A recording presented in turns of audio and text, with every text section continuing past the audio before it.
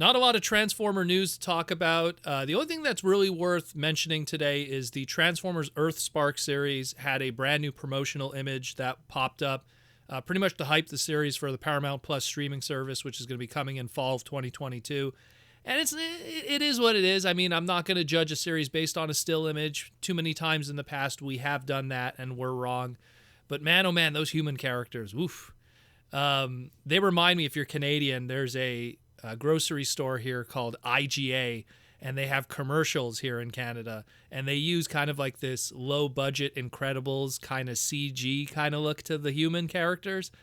And I mean, for 15-second commercials for a grocery store in Canada, I could let it fly for some weird looking CG humans. But man, I don't know what's going on here. I hope that this still image doesn't reflect how the series is supposed to look. I mean, I'm reminded many years ago of when we got Transformers Animated, and that first image, promotional image of Transformers Animated popped up, and everyone crapped on it, and it looked nothing in the end like how it was supposed to look in the series. It had a much more dynamic look.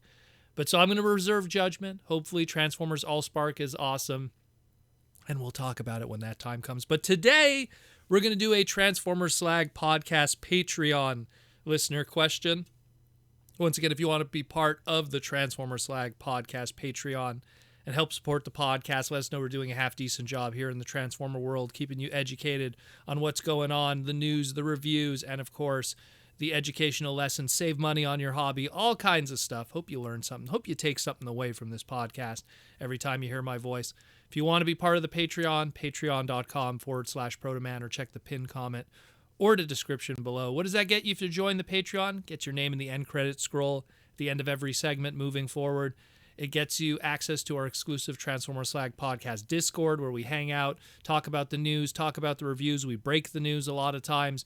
And of course, we share the sales and the deals so we could save money in our hobby. Don't have to spend full price on retail Transformers. And depending on what tier, you might get a little something in the mail, a little present, a little something like that. Just shipped out 2 of them just recently. Hope they enjoy them when it arrives at their doorstep. Or, depending on what tier, you get the Ask the Patreon listener question. We got a Patreon listener question today from the Collector Prime. And the Collector Prime wants to know, it's a bit of a Transformer finance question. Hey, Protoman, I have a Patreon listener question for you.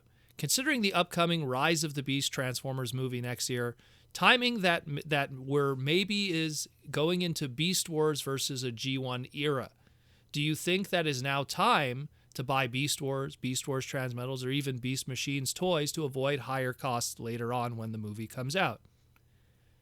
So I want to build like a foundation on this kind of question, because the thing with Transformer fans and what dictates value to begin with when there's an excitement or hype is always availability. And while there is a segment of the Transformer audience that values the first releases, the first prints, the original G1 stuff, a majority of Transformer fans don't really care about that. A majority of them don't mind buying a reissue, don't mind buying a third-party interpretation or a third-party bootleg even, as long as they get the best interpretation of that character. So using that as a foundation for my statement here, looking at the Beast Wars stuff, if you had to speculate and go, what's going to go up in value when those Beast Wars movies come out? Yeah, there's going to be some crazy guy that's going to be buying 1995 Rocky Bubble carded stuff and speculating that this first print of blue-eyed Rocky Bubble carded Cheetor is going to be worth big money in the future. But you know what? The thing is you want to have an item that really is going to have a huge demand, as opposed to hoping 1 or 2 guys that also care about that kind of stuff and are willing to pay that big money for it. So to make that kind of investment and it doesn't pay off. But when it comes to loose complete figures, which I'm pretty sure is what you're mostly looking at and what most people are looking at, they just want to have the experience. They want to have the best version of that character.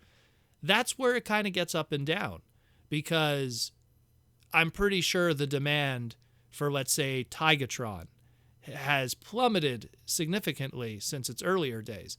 I remember, I don't want to name stores here, but very famous Transformer store that's based out of Florida.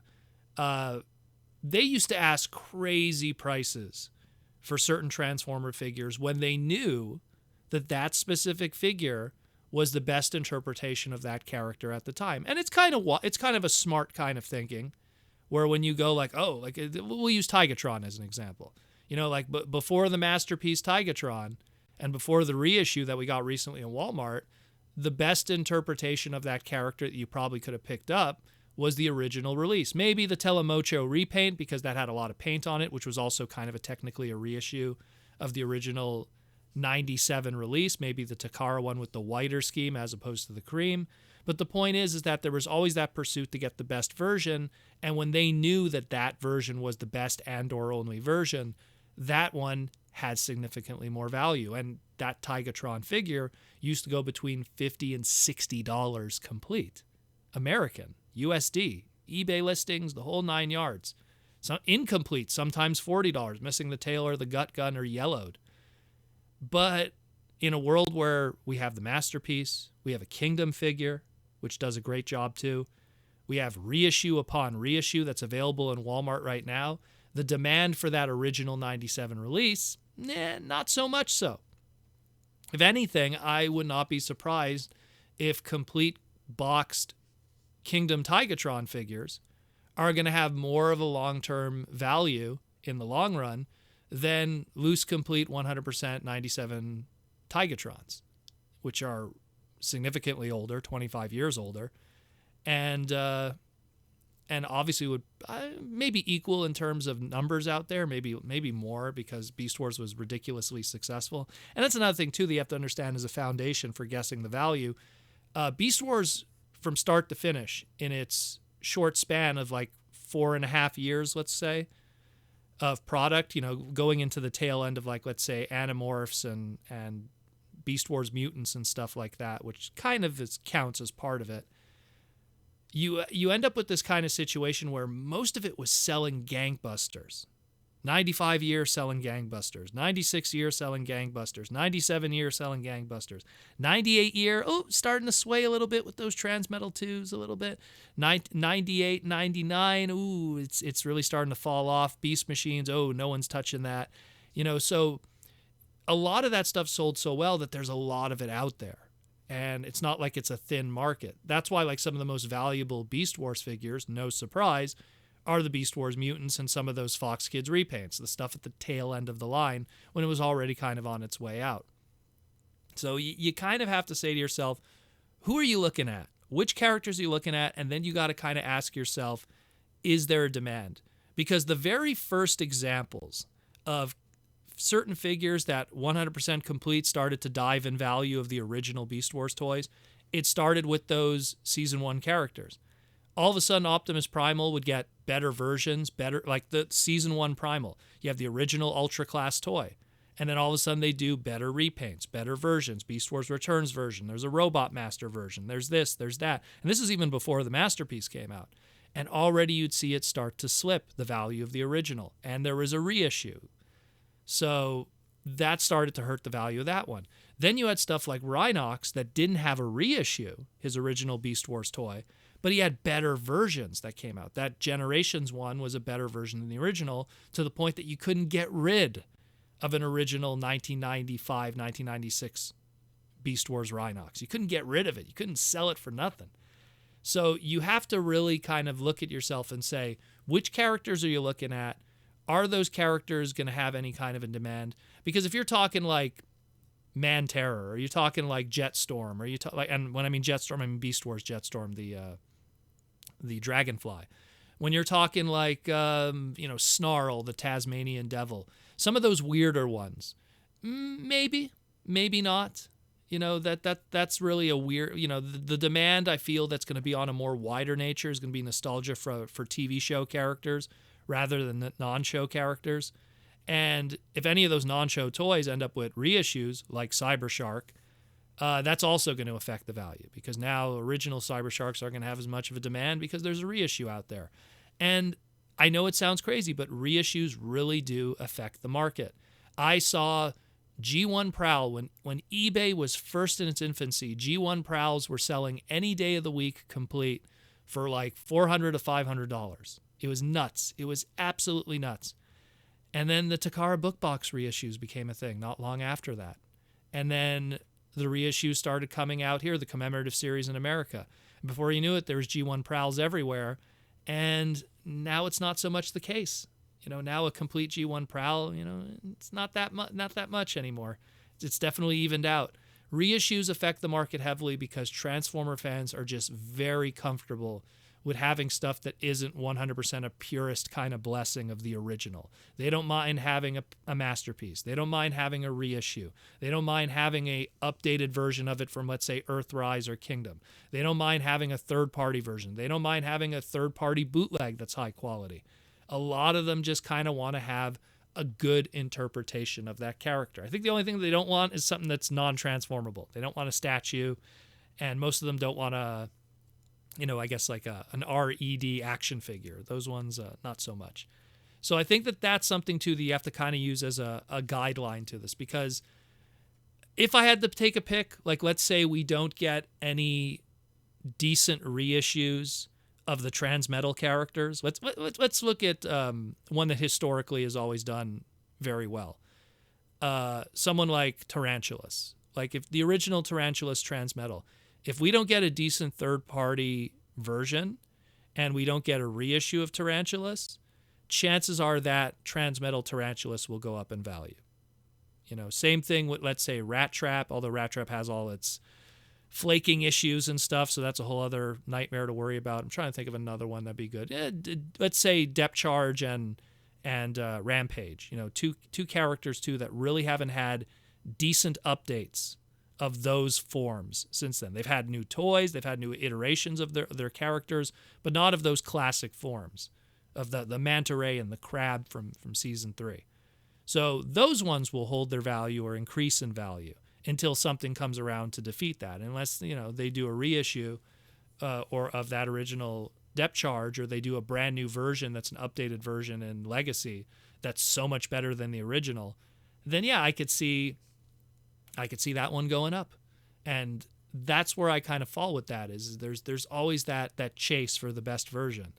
I'll never forget when, after Kingdom Tigatron came out, there was a lot of people that were getting rid of their Masterpiece version. They're going, you know what, I'm just going to get the Kingdom Tigatron one, I'll get rid of my Masterpiece one, and maybe get some of my money back. Like there's always, that constantly happens. And it's the same thing when it comes even to vintage product. There's a lot of people that are totally satisfied not messing with the vintage stuff and instead getting the newer stuff to get that better interpretation of the character. And when you have people that are checking out and don't want to deal with the vintage stuff, that means there's less demand. That means there's less people that want to pay. And as a result, you have guys just sitting on eBay with a buy it now for $100 for, I don't know, some random Beast Wars toy. And he's never going to get that money. He's never going to get that money. And then one guy puts that same Beast Wars toy for like $20. It gets one bid and it sells. And you see that through the sold listings. You see that there's less of a movement from those higher numbers and more of a modest movement from those lower numbers, because those are the honest values. Start the bidding at $1. Whatever it ends at is usually the honest value of the product. It'll be a bidding war. It'll get all the way up to $20 and it'll have like 17 bids. But that'll be the honest value. So that's kind of my take. Again, it's going to be some of the more mid-range designs. Season 1 characters are getting taken care of. Right now, the Transmetals, most of them have not been taken care of in both a reissue and a modern interpretation sense. So maybe those ones I'd start targeting. But don't worry about buying like an original vintage Rat Trap. It's been done. It's been taken care of. And they couldn't get rid of it on Black Friday when it was the reissue at Walmart. What was it going? I think it was going for like $9.99, and they couldn't get rid of them. So if you can't get rid of the reissue of Rat Trap, which really, if you compare them side by side, are almost identical, there's little subtle differences here and there. But if you can't get rid of the reissue, I wouldn't worry too much about the original 1995 going for crazy numbers, even loose complete. But that's just my take, and it's just what I've experienced throughout the years and seeing stuff in the secondary market. And it's a bit of a Transformers finance question. So if there is people that are speculating on Beast Wars, I'd really ask you to do your research first before you start randomly buying stuff. I don't think a mint in box Trans Keto or is gonna do you any good, to be honest. But that's a whole other story for a whole other time. And again, thank you, Collector Prime, for the Patreon listener question. If you want to be like Collector Prime, the Collector Prime, and be a patron and help support the podcast and keep this craziness going, again, patreon.com/Protoman, or check the pinned comment or the description below. And rock out with the robots in the skies, and I'll see you soon.